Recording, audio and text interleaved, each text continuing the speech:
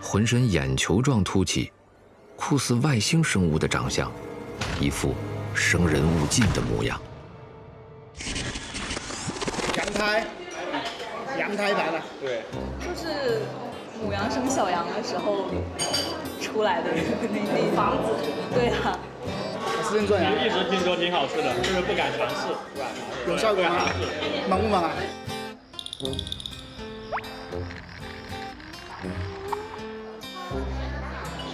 这个羊胎盘的话，敢吃吗？我不敢吃。说的夸张了一点嘛啊，待客之道啊。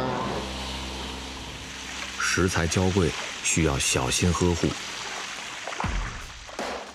水温保持似开未开，反复汆烫，收紧表皮，去除腥味，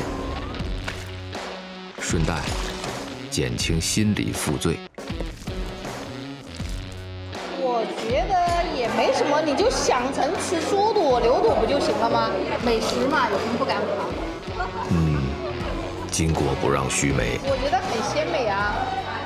刚才一入口真的很惊艳，真不错，因为它有一股特别的香味，我觉得。我们总结一下吧。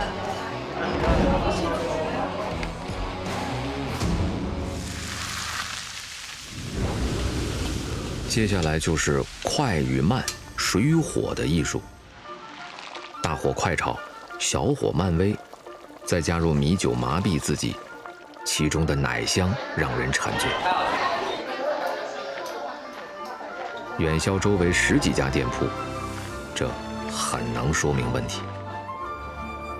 对面啊，什么都有，好多家了吗？